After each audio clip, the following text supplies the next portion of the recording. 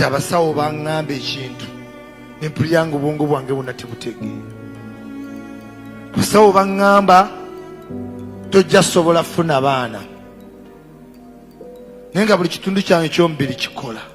Taata wange alina abaana 40, ebirowoozo byokka nakeera nga nzenna nzijudde envi. Naye neneebaza Mukama,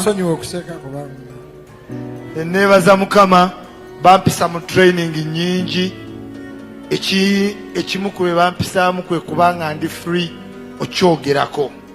Oluusi nga kindeetera obusungu, enyiike, tunuulira abantu n'endowooza bo baalya ki, ne kindeetera obusungu. Sometimes nga bunninnya.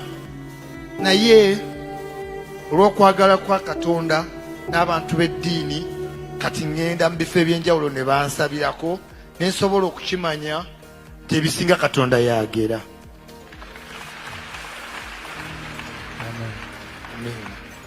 Kyekindeese wano ne bannange ne baŋŋamba ate kati Pastor Bugembe yeetaaga okusabira. Ekisooka Katonda akuwadde favor, abantu bakwagala, si kyo bannange. Ekyokubiri, mu Bayibuli mulimu omukyala yali tazaala, Mukama n'amuwa omwana. Ani ali wano nga wali ofunyeyo ekyamagero? You've ever received a miracle from God. So miracles still happen. Era n'oweyimiridde ojja kudda ng'olina omwana. Kubanga wano si wange, wa Katonda wo.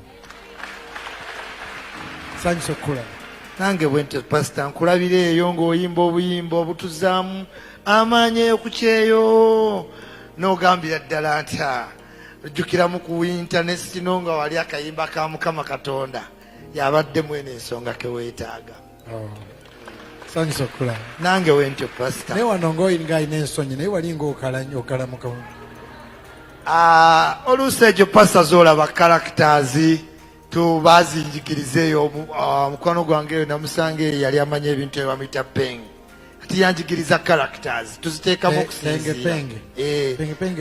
Tuziteekamu okusinziira ku kyekigenda maaso. Ate ne bafanze engeri gye wabakola.